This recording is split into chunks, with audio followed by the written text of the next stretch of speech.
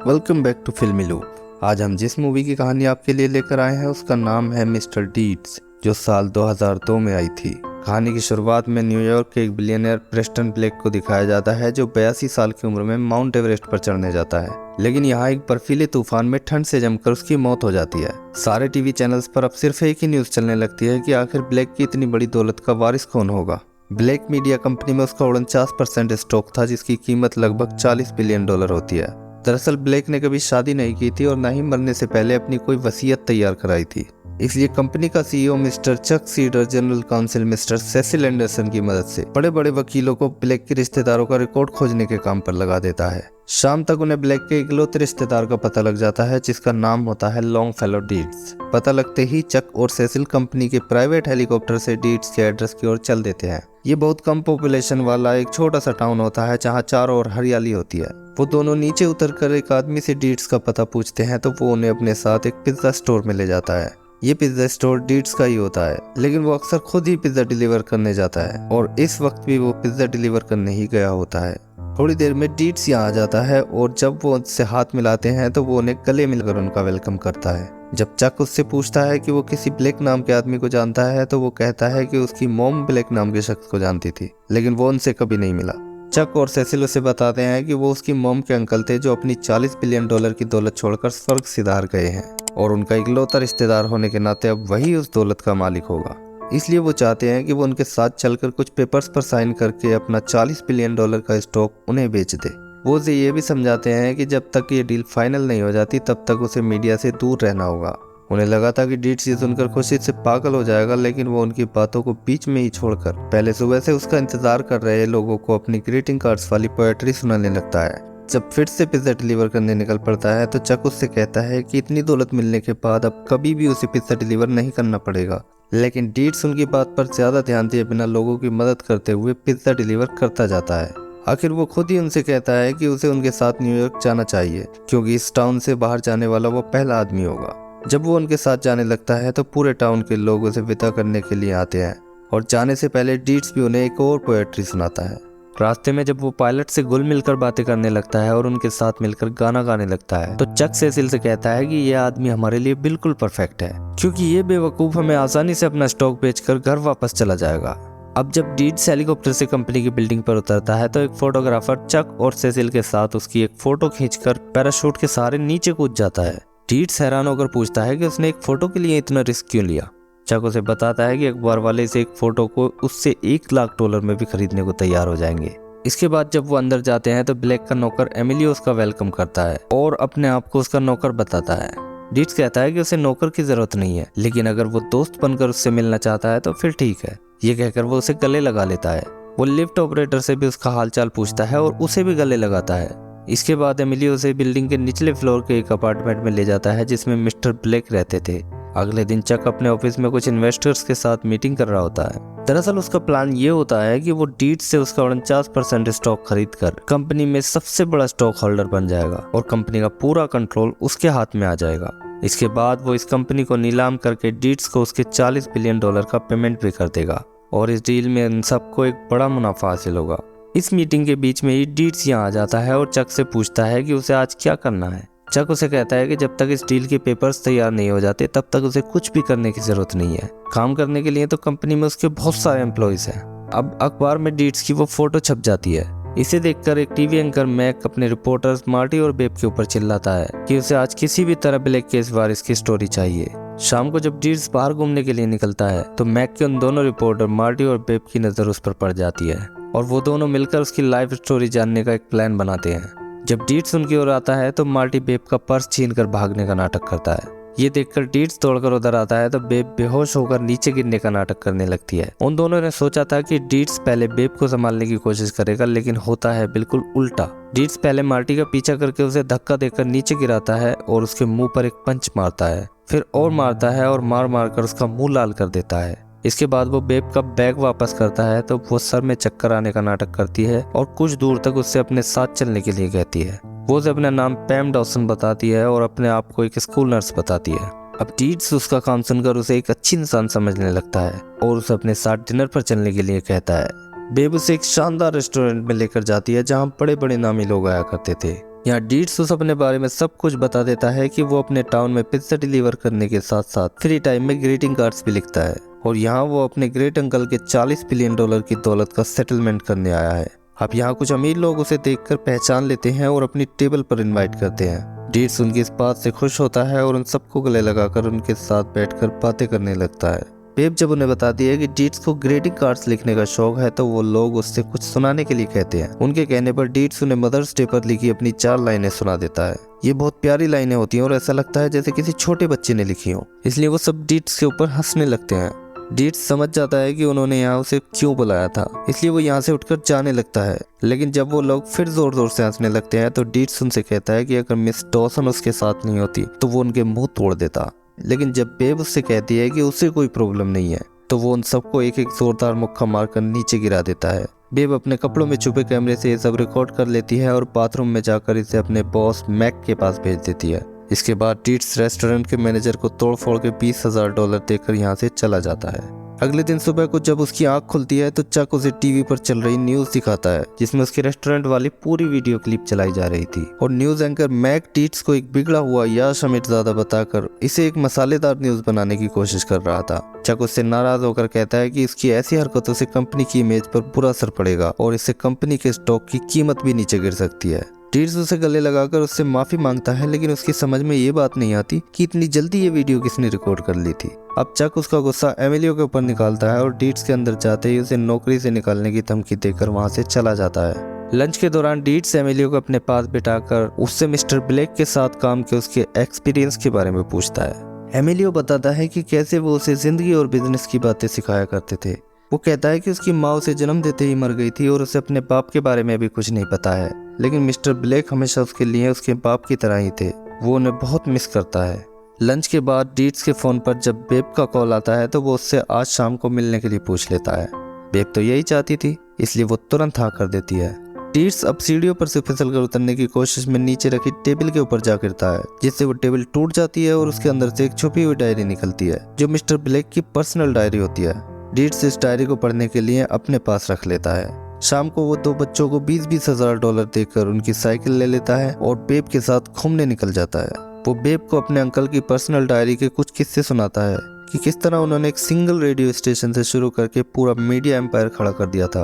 अचानक जब पास में ही फायर अलार्म की आवाज आती है तो डीट्स बेब को लेकर उस जगह पहुंच जाता है जहां आग लगी होती है। वो फायर फाइटर ऑफिसर से हाथ मिलाकर उसे बताता है कि वो एक वॉलंटियर फायर फाइटर होने के नाते मदद करना चाहता है। ये कहकर वो खंबे के सहारे बिल्डिंग की ऊपरी मंजिल में घुस जाता है जहाँ उसे एक लेडी फंसी हुई दिखाई दे रही थी, लेकिन वो लेडी अपनी 7 बिल्लियों को छोड़कर नीचे उतरने को तैयार नहीं हो रही थी।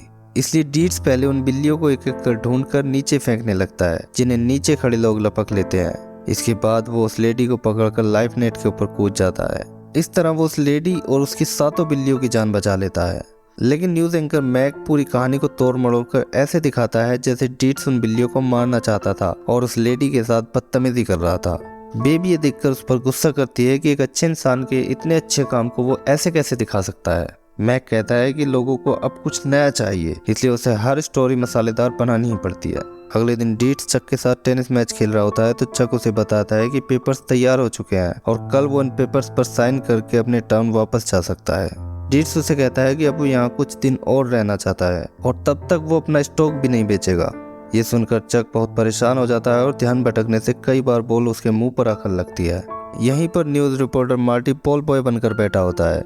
वो बॉल पर एक मैसेज लिखकर चक को पकड़ा देता है कि अगर वो डीट्स को यहाँ से भगाना चाहता है तो उससे बाथरूम में आकर मिले। चक उससे बाथरूम में मिलने जाता है तो मार्टी उसे बताता है कि डीट्स जिस लड़की से प्यार करने लगा है वो कोई स्कूल नर्स नहीं बल्कि एक न्यूज रिपोर्टर है जो उसकी सारी जानकारी मैक को देती है। इसके बाद चक मैक से मिलकर डीट्स को पेपर्स पर साइन करके यहाँ से भगाने का कोई प्लान बनाता है। उस दिन जब डीट्स बेब के साथ अच्छा वक्त बिताकर उसे उसके अपार्टमेंट में छोड़ने जाता है तो बेब उसे सच्चाई बताने की कोशिश करती है, लेकिन वो एकदम से ऐसा नहीं कर पाती। अब डीट्स उसे अपना लिखा एक ग्रीटिंग कार्ड देता है जिसमें उसने बेब के लिए अपनी फीलिंग्स बयान की होती है। बेब इमोशनल होकर उसे गले लगा लेती है और उसे सॉरी बोलकर घर के अंदर चली जाती है। डीट्स को समझ में नहीं आता कि उसने सॉरी क्यों बोला, लेकिन फिर वो इस बात पर ज्यादा ध्यान नहीं देता और खुश होता हुआ वहां से वापस आ जाता है। अगले दिन बेब मैक से कहती है कि वो डीट्स से प्यार करने लगी है, इसलिए आज वो उसे सब कुछ बता देगी और मैक की ये नौकरी भी छोड़ देगी। इधर डीट्स भी बेब को प्रपोज करने के लिए कुछ स्पेशल तैयारी करवाता है और एमिलियो को अपने सामने बिठाकर बेब को प्रपोज करने की प्रैक्टिस करने लगता है। लेकिन बेब से पहले यहाँ चक और सेसिल आ जाते हैं। चक उसे एक सरप्राइज देने की बात कहकर बड़ी टीवी स्क्रीन पर मैक का चैनल शुरू करवा देता है। इसमें वो बेब और डीट्स की स्टोरी चला रहा होता है कि किस तरह एक न्यूज रिपोर्टर इतने दिन तक स्कूल नर्स बनकर डीट्स की जासूसी करती रही। डीट्स ये न्यूज देख ही रहा होता है कि बेब यहाँ आकर उससे कहते हैं कि आज वो यहाँ उसे सारा सच बताने आई थी। लेकिन अब तक डीट्स का दिल टूट जाता है और वो उसकी कोई भी बात सुने बगैर यहाँ से चला जाता है। उसके जाने के बाद बेब भी रोती हुई यहाँ से चली जाती है। अगले दिन डीट्स चक से कहता है कि वो अपने टाउन वापस जाना चाहता है। चक उसे बताता है कि पेपर्स तैयार हैं जिन पर साइन करने के कुछ दिन बाद वो $40 बिलियन का मालिक बन जाएगा। डीट्स कहता है कि उसे कोई पैसा नहीं चाहिए। वो सेसिल से किसी अच्छी चैरिटी के बारे में पूछता है जहां वो अपना सारा पैसा दान कर सके। सेसिल उसे एक चैरिटी का नाम बता देता है और डीट्स अपना सारा पैसा उस चैरिटी को दान करने के लिए साइन कर देता है, जिसके बाद चक बहुत खुश होता है। सेसिल उसे एयरपोर्ट तक छुड़वाने के लिए कहता है, लेकिन डीट्स मना करके खुद ही अपने टाउन के लिए निकल जाता है। अगले दिन बेब डीट्स के पीछे उसके टाउन पहुंच जाती है और पिज्जा स्टोर पर एक लेडी से पूछती है कि वो कहाँ है। इधर डीट्स जंगलों में एक आदमी के पास पिज्जा डिलीवर करने जाता है जिसे टाउन के लोग क्रेजी आइस के नाम से बुलाते थे। क्रेजी आइस डीट्स को बताता है कि वो चक नाम का आदमी उसके ग्रैंड अंकल की कंपनी को बेच रहा है, जिससे कंपनी में काम करने वाले लगभग 50,000 अच्छे लोगों की नौकरी चली जाएगी। डीट्स पूछता है कि ये सब उसे कैसे पता। क्रेजी आइस उसे बताता है कि वो हर वक्त सिर्फ स्टॉक मार्केट वाला न्यूज चैनल देखता रहता है, इसलिए वो सब जानता है। इसके बाद डीट्स को एहसास होता है कि उससे बहुत बड़ी गलती हो गई है। अब डीट्स यहाँ से जाने लगता है तब बेब उसे ढूंढती हुई वहां आ जाती है।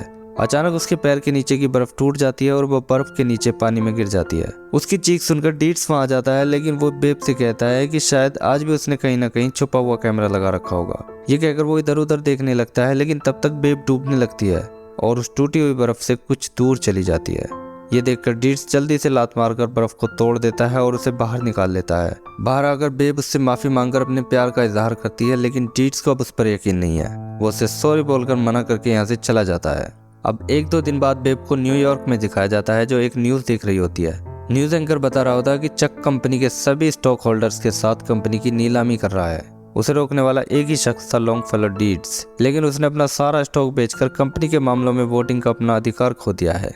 अब नीलामी में दिखाया जाता है कि चक सभी इन्वेस्टर्स को बताता है कि कंपनी की नीलामी से उन सभी को अपने स्टॉक के बदले एक अच्छी रकम प्रीमियम के रूप में मिलती रहेगी। वो उनसे पूछता है कि अगर इस नीलामी से किसी को कोई ऑब्जेक्शन हो तो वो स्टेज पर आकर बता सकता है। अचानक यहाँ डीट्स आ जाता है और कहता है कि उसे इस नीलामी से ऑब्जेक्शन है। उसे देखकर चक हंसता है और कहता है कि उसने $40 बिलियन में अपना सारा स्टॉक बेचकर कंपनी के मामलों में बोलने का अपना अधिकार खो दिया है। लेकिन डीट्स उसे अपना एक शेयर दिखाता है जो उसने आज सुबह ही खरीदा होता है। वो कहता है कि कंपनी के छोटे से छोटे इन्वेस्टर को भी बोलने का पूरा अधिकार होना चाहिए। आखिर चक उसे स्टेज पर बुला लेता है और कहता है कि उसके पास बोलने के लिए सिर्फ 2 मिनट हैं और देखते हैं कि इन 2 मिनट में वो इन लोगों को पैसे से नफरत करना कैसे सिखाता है।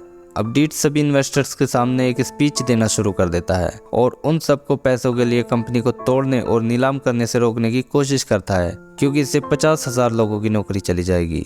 उसकी स्पीच सुनकर बहुत से इन्वेस्टर्स उसकी बात मान भी जाते हैं, लेकिन चक कहता है कि उसके पास कंपनी का 49% स्टॉक है और 2% फॉरेन इन्वेस्टर्स के स्टॉक को मिलाकर उसके पास कुल 51% वोटिंग राइट्स है। इसलिए वो जैसा चाहेगा वैसा ही होगा और कंपनी नीलाम होकर रहेगी। अब वो जैसे ही नीलामी के लिए वोटिंग शुरू करने वाला होता है तो बेब चिल्लाती हुई वहां आ जाती है। उसके हाथ में मिस्टर ब्लेक की वही पर्सनल डायरी होती है जो डीट्स को मिली थी। वो पहले डीट्स से उसके सामान से डायरी चुराकर पढ़ने के लिए सॉरी बोलती है और फिर सभी इन्वेस्टर्स के सामने इस डायरी में लिखा मिस्टर ब्लेक का एक छुपा हुआ राज बताने लगती है। वो बताती है कि मिस्टर ब्लेक ने आज से 45 साल पहले 12 अप्रैल 1957 को अपने स्टाफ की एक लेडी की ओर अट्रैक्ट होकर उससे संबंध बना लिया था। बेब अब सबके सामने ब्लेक मीडिया कंपनी का लेजर रजिस्टर दिखाती है और कहती है कि उस रात ब्लेक के अपार्टमेंट में सिर्फ एक ही लेडी काम कर रही थी और इसके 9 महीने बाद 23 जनवरी 1958 को उस लेडी की एक बच्चे को जन्म देते हुए मौत हो गई थी। ये सुनकर वहीं बैठा ब्लेक का नौकर एमिलियो एकदम से चिल्लाता है कि 23 जनवरी 1958 उसके जन्म की तारीख है। अब बेब उस लेडी का नाम बताती है, कंसुएला लोपेज। एमिलियो कहता है कि ये तो उसकी माँ का नाम है। बेब कहती है कि ये बात एक सिंपल डीएनए टेस्ट से साबित हो सकती है कि मिस्टर ब्लेक के $40 बिलियन का असली वारिस एमिलियो है, इसलिए कंपनी के सभी बड़े फैसले अब एमिलियो ही लेगा। चक के साथ डीट्स की जो भी डील हुई थी वो अब कोई मायने नहीं रखती।